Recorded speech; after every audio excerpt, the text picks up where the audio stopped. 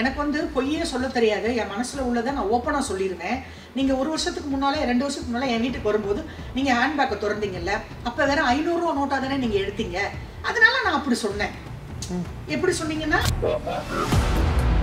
இப்ப வந்து சகிலா வீட்டுல உட்காந்துக்கிட்டு அவங்களுக்கு நான் 15 லட்சம் கொடுத்தேன் அப்படின்னா இது என்ன கதை? இது யாரு இதுக்கும் தூண்டி விட்டாங்களா?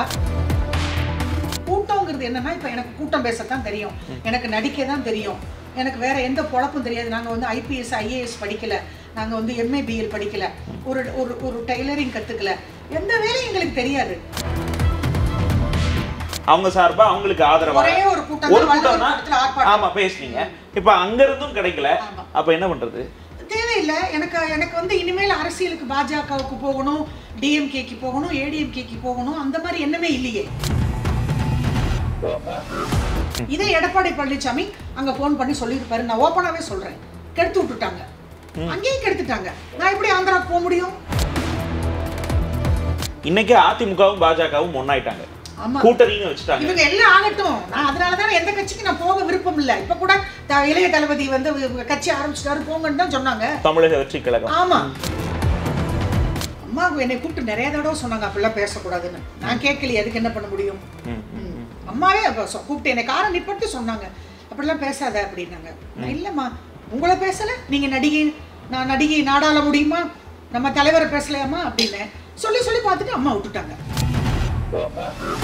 அவங்க எனக்கு மீட்டிங் கொடுக்க வேணாம், எனக்கு கட்சியில பொறுப்பு கொடுக்க வேணாம், அந்த ஹெல்ப் எல்லாம் வேண்டாம். சரி பாவம் அந்த அம்மா கூப்பிடுறா, மாசம் சாப்பாட்டுக்கு ஏதாவது ஒன்று போட்டு விடுறா, இல்லை ஏதோ ஒன்று மாசம் ஒரு ரேஷன் வாங்கி கொடு, அது கூட பண்ணலையே. போய் நேர்ல போய் பார்த்துருந்தா ஒரு வேலை பண்ணிருப்பாங்களோ எனக்கு தெரியாது. பாலாவை நேர்ல பார்த்தேன், அவர் எனக்கு நம்பர் கூட கொடுக்கல, எந்திரிச்சு போயிட்டாரு. ஒரு ஷூட்ல பார்த்தேன், இதை வர்றேன் அப்படின்ட்டு எந்திரிச்சு போயிட்டாரு. உங்க நம்பர் கொடுங்க அப்படின்னா அவர் எந்திரிச்சு போயிட்டாரு.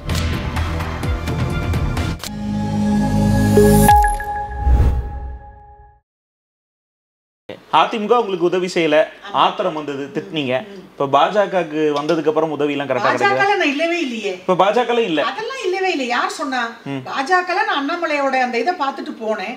அதுக்கப்புறம் அவங்க என்ன எந்த கூட்டத்துக்கும், பாஜகவுல இருந்த காயத்ரி ரகுராமு, கௌதமி எல்லாமே இங்கே வந்துட்டாங்க, ADMKல இருக்காங்க.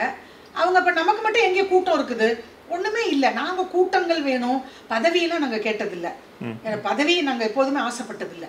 கூட்டம்ங்கிறது என்னன்னா, இப்ப எனக்கு கூட்டம் பேசத்தான் தெரியும், எனக்கு நடிக்க தான் தெரியும், எனக்கு வேற எந்த பொழப்பும் தெரியாது. நாங்க வந்து IPS IAS படிக்கல, நாங்க வந்து MA BL படிக்கல, ஒரு ஒரு ஒரு டெய்லரிங் கத்துக்கல, எந்த வேலையும் எங்களுக்கு தெரியாது. பாத்திரங்கள் ஒரு வேலை போய் கேட்டா கொடுக்க மாட்டேங்கிறாங்க. எப்படி பொழைக்கிறது, எப்படி ஜீவனாம்சம் பண்றது? BJPல நான் இல்ல. அந்த ஒரே திமுகவை எதிர்த்து பேசியாச்சு, அதனால அவங்க சப்போர்ட் பண்றது பண்ணுவாங்களா மாட்டாங்களான்றது ஒரு சந்தேகம்.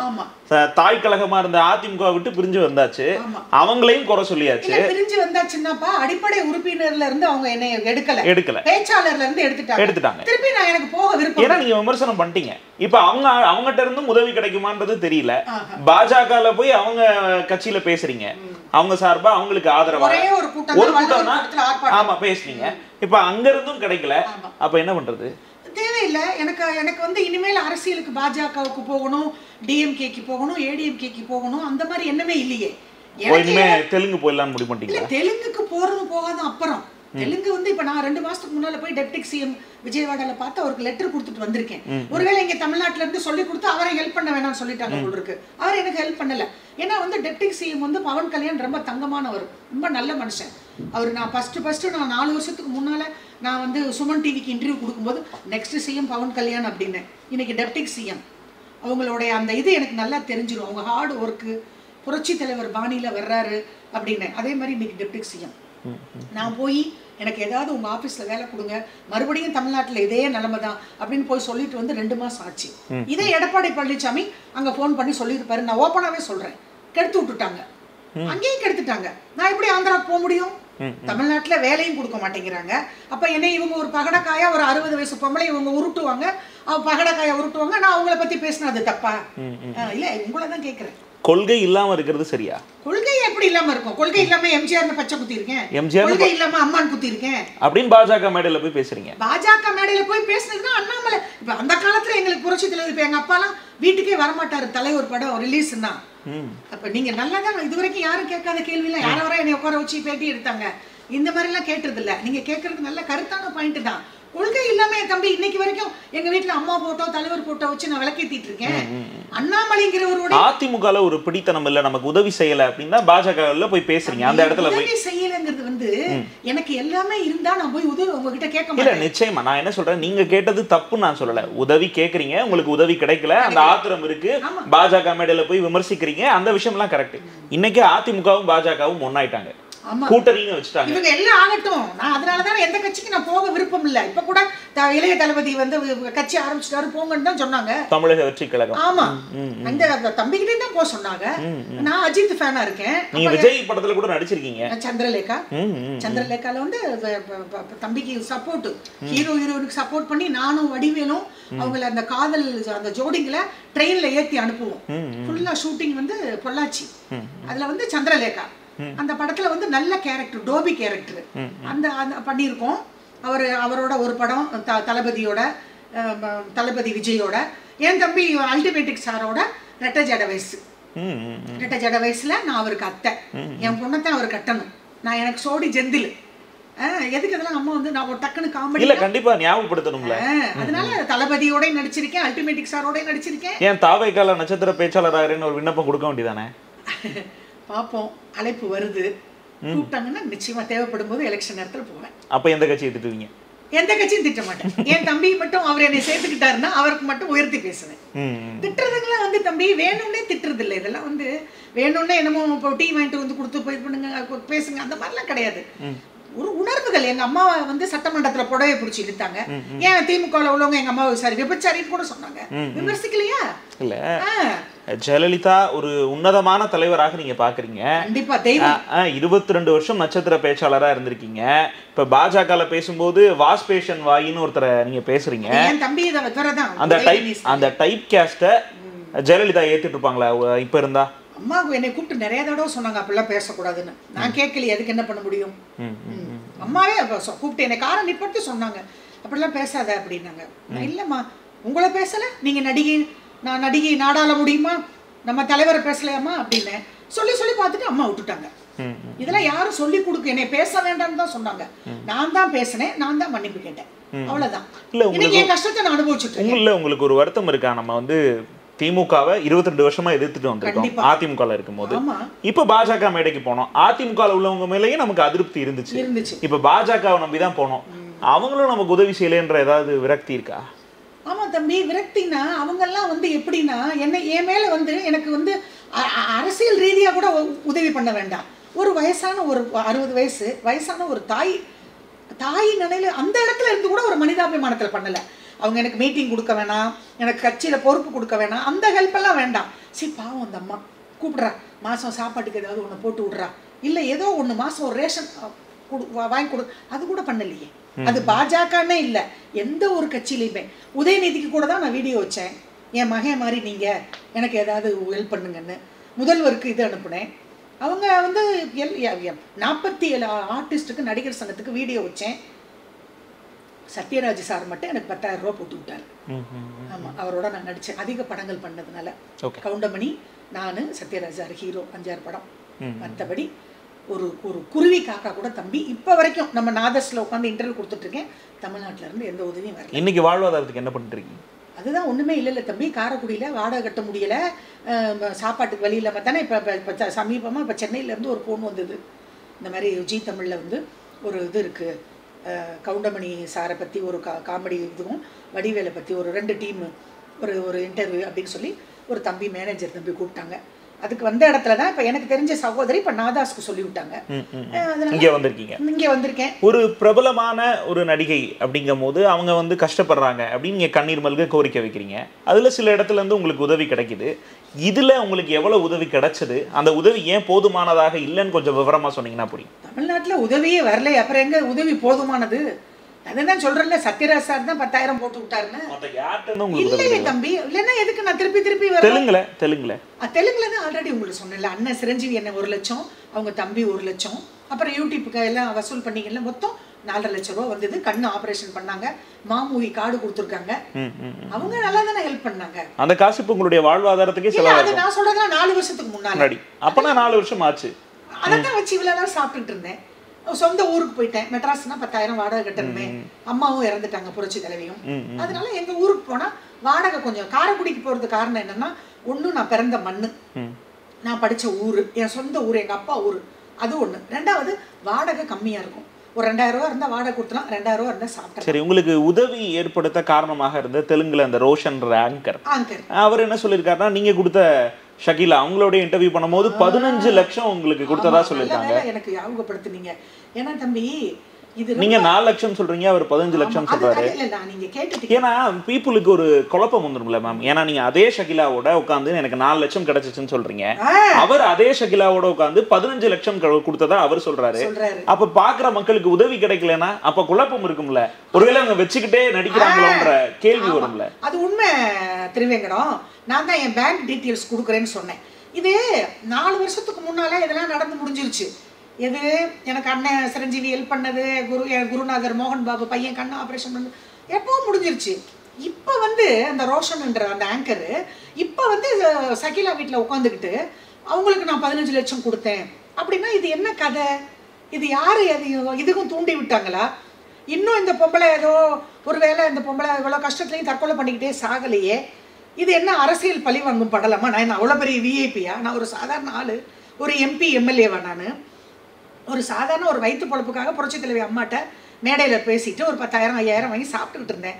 இதை எதுக்கு இப்போ வந்து 4 வருஷத்துக்கு முன்னால் அந்த ரோஷன் இன்டர்வியூ சுமன் டிவியில் கொடுத்ததை இப்போ சமீபத்தில் ஒரு 7-8 மாதத்துக்கு முன்னால் வந்து சகிலா வீட்டில் உட்காந்துக்கிட்டு அது அந்த மாதிரி நான் 15 லட்சம் கொடுத்தேன்.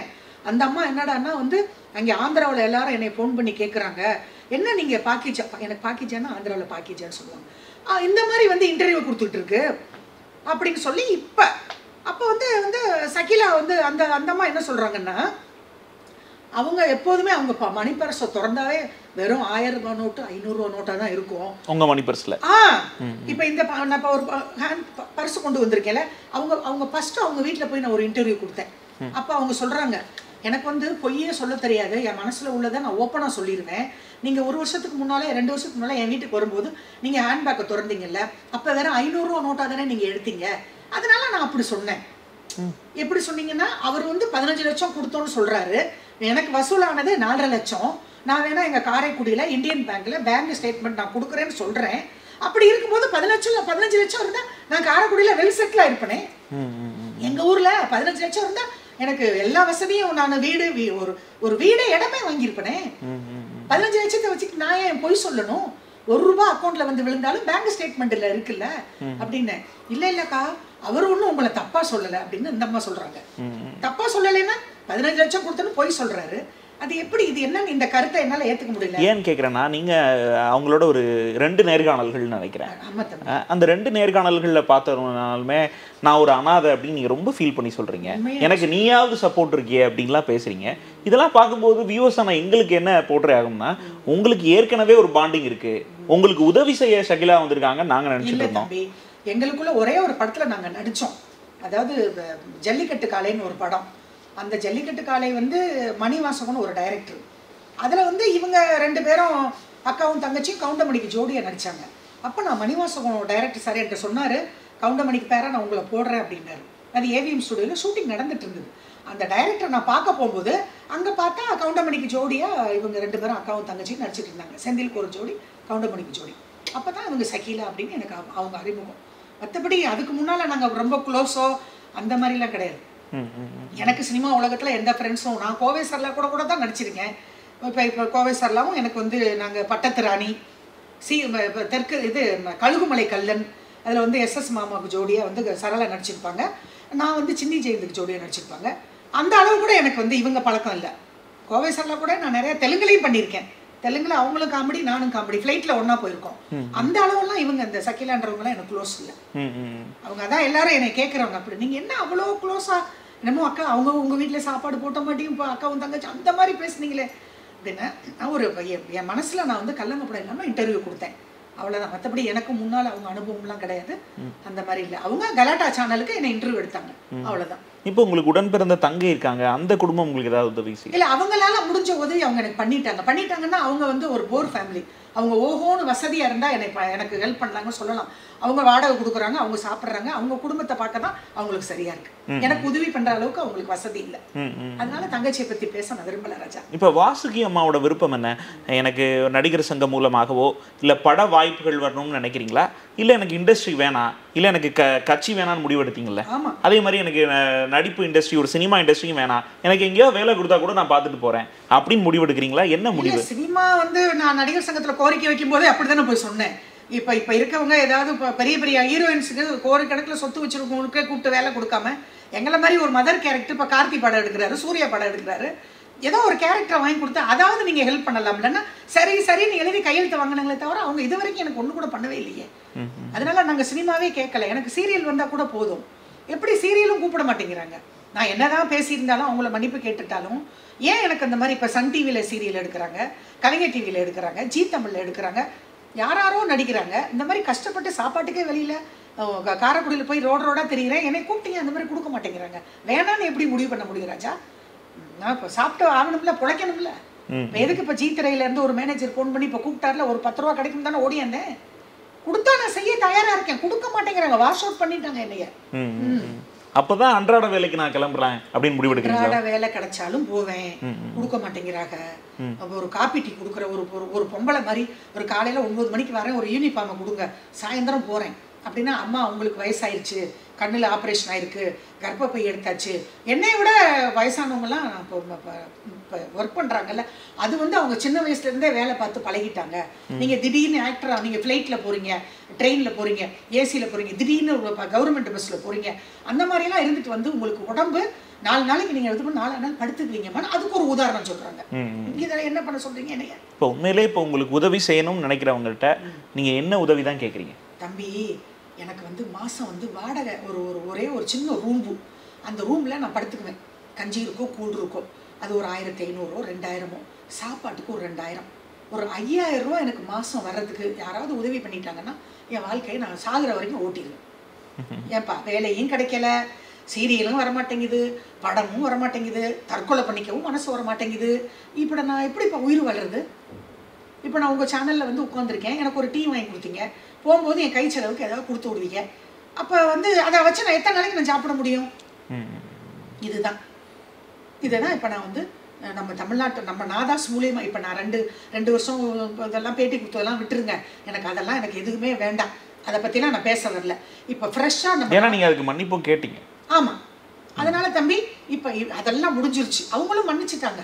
எனக்கு வேலை கொடுக்கலன்னா ஒரு வேலை அவங்க என்னை மறந்துருக்கலாம், அவங்கெல்லாம் பெரிய லெவலு, நம்ம வாசுகி சாப்பாட்டுக்கு பிச்சை எடுத்துட்டு இருக்கலாம்னு அவங்களுக்கு தெரியாதுல்ல. அவங்களுக்கு அடுத்து 1 வருஷத்துல எலெக்ஷன் வரப்போகுது, அவங்க வந்து சின்சியராட்டியில் இருப்பாங்க. இப்போ நீங்க நிறைய படங்களுங்கும் போது ரஜினி சார் கூட, கவுண்டமணி சார் கூட, செந்தில் சார் கூட இந்த மாதிரி நிறைய நடிச்சிருக்கீங்க. இதை நீங்க அதை தவிர இந்த இன்டர்வியூலே நிறைய பேரை பட்டியலிட்டு இருக்கீங்க. இவங்க கிட்டலாம் உதவி நாடுனீங்களா இல்லை நாடலை? அதான் தலைத்தம்பியை பார்க்கலாமான்னு பார்க்குறேன், ஒரு முயற்சி எடுத்து பார்க்கலாமான்னு. ஆமாம், ஏன்னா நான் வந்து வீடியோ தான் வச்சேன் 47 ஆர்டிஸ்ட்டுக்கும். நான் வைக்கல, சிந்துன்னு ஒரு பொண்ணு இறந்து போச்சு, அது கூட பிரஸ்ட் கேன்சர். அது சமீபத்தில் அது 4 வருஷம் 3 வருஷம் இருக்கும்னு நினைக்கிறேன்.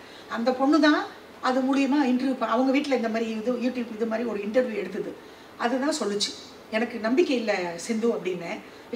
இல்லைக்கா நான் முயற்சி எடுக்கிறேன்னு Vijay Sethupathi, deputy CM Udhayanidhi and Sathyaraj sir, Goundamani sir, எல்லாரோடையும் அண்ணன் ரஜினி, தளபதி விஜய், அல்டிமேட்டுக்கு சார் அஜித், செந்தில், அவ்வளோ பேர், வடிவேலு, எல்லாருக்கும் இன்டர்வியூ வச்சாங்க. வீடியோ அந்த பொண்ணு தான் வச்சுச்சு. அதனால எனக்கு இந்த நடிகர் சங்கத்தில் இருந்து இது இன்னைக்கு வரைக்கும் நம்மளது செகண்ட் டீம் இன்டர்வியூ நாதாஸில் போயிட்டு இருக்கு, இன்னைக்கு வரைக்கும் எனக்கு யாரும் எனக்கு ஹெல்ப் பண்ணலை. நீங்கள் சொன்ன மாதிரி ரஜினி சார் எல்லாருக்குமே ஆல்ரெடி இது பண்ணியாச்சு, ஆனால் நான் நேரடியாக போகலை. அந்த பொண்ணு வச்ச வீடியோ தான். ஒருவேளை நான் நேரடியாக போகாத காரணம் அந்த திருவேங்கோட தம்பி திருப்பி அங்கே சிசிடி கேமராவில் பார்ப்பாங்க, வாட்ச்மேன் விரட்டி விடுவார், இதெல்லாம் எனக்கு அலைய வேற முடிய மாட்டேங்குது. இப்போ அல்டிமேட்டிக் சார் வீட்டுக்குள்ளெல்லாம் அவ்வளோ சீக்கிரம் போக முடியாது, பிகாஸ் அவங்க இங்கே இருக்க மாட்டாங்க. அவர் கார் ரேஸ்னா அவர் அமெரிக்கா, லண்டன், துபாய்னு போயிட்டு இருக்காரு. போனால் உங்களை மாதிரி யாராவது அங்கே உள்ளவங்க மேனேஜ்மெண்ட் பார்க்குறவங்க போயிட்டு வாங்கக்கா சொல்லி அனுப்புறேன்னு தான் சொல்லுவாங்க. என்னால் அலைய முடியுமாப்பா? தனுஷ் வீட்டுக்கு போங்க, சிவகார்த்திகேயன் வீட்டுக்கு போங்க, எல்லார் வீட்டுக்கும் போங்கன்னு தான் சொல்றாங்க. போய் நான் அலையணுமே. இல்ல இப்போ அப்படி சொல்றீங்க, இங்க உதவி செய்யறதுக்குன்னே சில நடிகர்கள் இருக்காங்கன்ற மாதிரி சோசியல் மீடியால ஒன்று போட்டுறாயிருக்கு. நடிகர் பாலா, நடிகர் ராகவா லாரன்ஸ் உள்ளிட்டவர்கள்லாம் தேடி போய் உதவி செய்றாங்க. அவங்கெல்லாம் வந்து பாலாலாம் கூட நான் நேரலையா பார்த்தேன், அவங்க எல்லாம் பண்ணல. நம்பர் கூட அவரெல்லாம் வாங்கவே இல்லை. இதோ இருங்க அதை வரேன் அப்படின்னு சொல்லிட்டு எந்திரிச்சு போயிட்டாரு. லாரன்ஸை போய் நான் நேரில் பார்க்கல. யூடியூப்ல லாஸ்டா ஐபிசிக்கு நான் பேசும்போது, ஒரு வருஷத்துக்கு முன்னால பேசும்போது கூட, லாரன்ஸ் தம்பி ஏதாவது ஒரு யூகோவா நினைக்காதீங்க, நம்ம பெரிய ஹீரோ அப்படின்னு நினைக்காம ஏதோ ஒரு லைன்ல வந்து எனக்கு ஏதாவது பண்ணுங்கன்னா அதெல்லாம் யாரும் வரல. யாரும் லாரன்ஸ் பாலா அதெல்லாம் அவங்க சொல்றாங்க ஏதோ இது பண்ணாங்க. நான் எனக்கு தெரிஞ்சிட்டு தம்பி நான் அவங்க நேரில் போய் பார்க்கல, அதனால ஒரு வேளை போய் நேரில் போய் பார்த்துருந்தா ஒரு வேளை பண்ணியிருப்பாங்களோ எனக்கு தெரியாது. பாலாவை நேரில் பார்த்தேன், அவர் எனக்கு நம்பர் கூட கொடுக்கல, எந்திரிச்சு போயிட்டார். ஒரு ஷூட்ல பார்த்தேன், இதை வர்றேன் அப்படின்ட்டு எந்திரிச்சு போயிட்டார். உங்க நம்பர் கொடுங்க அப்படின்னு அவர் எந்திரிச்சு போயிட்டார். இப்போ 2 வருஷம் கழிச்சு எந்த உதவியும் கிடைக்கல அப்படின்னு திருப்பி வந்திருக்கீங்க. இனிமே நடிப்பதற்கான வாய்ப்பு அந்த மாதிரியான விஷயங்களை தேடணும்னு உங்களுக்கு ஏதாவது? தேடுறதுக்கு என்ன இருக்கு? நடிகர் சங்கத்திலே கோரிக்கை வச்சுட்டோம். அவங்களே வந்து நடிகர் சங்கத்தில் உள்ளவங்களே, கார்த்தியோட மேனேஜரே என்கிட்ட லைன்ல பேசினாரு, என்ன வந்தாலும் உங்களை கூப்பிடுறோம்னு. அதுக்கப்புறம் அவரே கூப்பிடல. அங்கே உள்ள மேனேஜர்கள்லாம் நாங்கள் இது சப்போர்ட் பண்ணுறோம், அடுத்து யார் படம் எடுத்தாலும் உங்களை கூப்பிடுறோம் நாங்கள். இனி நான் எங்கே போய் வாய்ப்பு தேடுறது? சங்கத்து மூலியமாகவே வரலையே. நான் தனியாக போய் எங்கே இன்னுமே அலையிற வயசு போச்சுல. அந்த காலத்தில் நான் ஓடி ஓடி ஏவிஎம் ஸ்டுடியோ ஓடுனேன், அங்கே ஓடுனேன், இங்கே ஓடுனேன். அப்போல்லாம் வாய்ப்புகள் வந்தது. அந்த ஜென்ரேஷனா இப்போ இருக்கு. இந்த மாதிரி கண்ணீர் மல்க நீங்க கொடுக்குற பேட்டி இது எத்தனாவதுன்னு எனக்கு தெரியல. பாத்ரூம் கழுவும் தயார்னு சொல்ற ஒரு நிலைமை, தற்கொலைக்கு முயற்சி பண்ணது, இந்த மாதிரியான விஷயங்கள்லாம் பண்ணதான் நீங்களே சொல்லியிருக்கீங்க. அப்படி இருக்கும்போது இப்போ 2வது முறையாக, அதாவது 2வது ரவுண்டுன்னு கூட சொல்லலாம், அப்படி வந்து உதவி வேணும்னு கேட்குறீங்க. இப்போ என்னுடைய கேள்வி என்னன்னா, 2 விஷயம். ஒன்று, யாருக்கிட்ட இருந்தெல்லாம் உங்களுக்கு உதவி வரும்னு நீங்கள் நம்பி இந்த தடவை வந்திருக்கீங்க. 2வது, வாய்ப்பு நான் போன தடவை இவங்ககிட்டலாம் இப்படி நினச்சி இப்படி போய் கேட்டேன், அவங்க கொடுக்கல, ஆனால் இவங்க கொடுப்பாங்கன்னு இந்த தடவை நம்பி வந்திருக்கேன் அப்படின்னா நீங்கள் யாரை சொல்வீங்க? இல்லை, நம்பி வந்திருக்கீங்கன்னா தம்பி, இப்போ தமிழ்நாடு முதலமைச்சர் அவங்க இருக்காங்க, டெப்டி சிஎம் தம்பி உதயநிதி இருக்காங்க. அவங்கெல்லாம் வந்து கூட இப்போ நான் என்னை வந்து ஒரு நடிகையாவோ ஒரு பேச்சாளராகவோ பார்க்காம, ஒரு ஒரு ஒரு ஒரு பொம்பளை இப்படி கஷ்டப்பட்டு அழுகுதே அப்படின்னு ஏதோ ஒரு அரசு மூலியமாவோ இல்லை ஏதோ ஒன்று அவங்களாவது ஒரு அழைச்சி ஏதாவது ஒரு மாதம் இந்தமா ஒரு பென்ஷன் மாதிரி அவங்க கொடுக்குற அந்த 1000 ரூபாயே எனக்கு கிடைக்கலையே. இப்போ நீங்க முதல்வரையும் துணை முதல்வர் 2 பேரையும் விமர்சிச்சு பேசினதை அவங்க மன்னிச்சுட்டதான் நீங்க நம்புறீங்களா? அவங்க மன்னிச்சுட்டாங்க. ஆனா வந்து அவங்க மன்னிச்சுட்டாங்கிற நம்பிக்கை வந்து எனக்கு எப்பவோ இருக்கு. எப்படி இருக்குன்னா வந்து அவங்க வந்து அதெல்லாம் பெருசா, ஏன்னா ஒரு பேச்சாளர், இப்போ டிஎம்கேல இருக்கவங்க ஏடிஎம்கேல உள்ளவங்களை திட்டுவாங்க, ஏடிஎம்கேல உள்ளவங்க அப்படி திட்டுவாங்க. அந்த ரீதியில் அவங்க என்னை மன்னிச்சுட்டாங்க. அந்த நம்பிக்கை இருக்கு. ஒருவேளை அவங்க தொண்டர்கள் வேணா அதை மன்னிச்சிருக்காம போயிருக்கலாம். அவங்களுக்கு ஒரு வெறி இருக்கும். இப்போ எங்க அப்பாவுக்கு எம்ஜிஆர் வெறி, எனக்கு அம்மா வெறி, புரட்சி தலைவர் வெறி, அப்படிலாம் இருந்த மாதிரி தொண்டர்கள் வேணா என்னை மன்னிக்காம இருந்திருக்கலாம். அவங்க வந்து முதல்வர் அவர்களும் தம்பி டெப்டி சிஎம் அதாவது துணை முதல்வர் அவர்களும் மன்னிச்சுட்டாங்கிறது என் மனசு நல்லா தெரியும். என்ன உதவி எதிர்பார்க்குறீங்க அவங்ககிட்ட இருந்து? அவங்க கிட்ட, ஆமா, அரசு கிட்ட இருந்து எனக்கு ஏதாவது உதவி வரணும்னு தான் நான் இப்போ ரொம்ப இருகரம் கூட்டி அவங்களுக்கு ரொம்ப இருகரம் கூப்பி வேண்டிக்கிறேன். இவ்வளவு நாள் 4 வருஷம் ஆயிடுச்சு. இப்போ 4வது வருஷம் எலெக்ஷனே வரப்போகுது. இந்த நேரத்திலேயாவது அவங்க எனக்கு ஏதாவது ஒரு உதவி பண்ணுவாங்கங்கிற நம்பிக்கை எனக்கு இருக்கு. உங்களை கூப்பிட்டு திமுக கொள்கையை பரப்பணும் அப்படின்னு சொல்ல நீங்க செய்வீங்களா? ஐயோ தெரியுங்க, இப்படி நீ கேள்வி கேட்டு என்னை மாட்டி விட்டாத. சரி, சிரிக்கவே வச்சுட்டேன், என் கவலையெல்லாம் மறக்க வச்சுட்டேன். ஏன்பா நீ ஏன்பா இப்பெல்லாம் வந்து இன்டர்வியூ எடுக்கிறேன்? என் அம்மாவுக்கு உதவி செய்யணும்னு நினைக்கிறியா? தயவு செஞ்சு கொள்கையை பரப்புறதுக்குலாம் அவங்க இதே மாதிரி பேச்சாளர்லாம் சேர்க்க மாட்டாங்க. அவங்க எந்த காலத்திலையும் இது வரைக்கும் இது டிஎம்கேல எந்த ஒரு நடிகர் நடிகைகளுக்கும் வாய்ப்பு அளித்து மேடையில ஏத்தல. ஏன்னா அதனால என்னையெல்லாம் அவங்க வந்து ஒரு தூசியா தான் நினைப்பாங்க. நான் கொள்கையை பரப்பவோ அவங்க கட்சியில சேரவோ நான் விரும்பலைன்னா, அதாவது ஏற்கனவே சொல்லிட்டேன், கூப்பிட்டாங்கன்னா போவேன், அது ஒரு பெரிய திராவிட கட்சின்னு. அதெல்லாம் எதுவும் எனக்கு எந்த அழைப்பும் வரல. நான் உதவிதான் நாடுறேன். ஒரு தாய் ஸ்தானத்துல உதயநிதி வந்து எனக்கு என் புள்ள மாதிரி, அவராவது எனக்கு பண்ணல, முதல்வர் என்னை மறந்துருப்பாரு. அப்படித்தான் நான் எதிர்பார்க்கிறேன். அரசு மூலியமா என் புள்ள எனக்கு உதவணும் தான் நான் எதிர்பார்க்கிறேன்.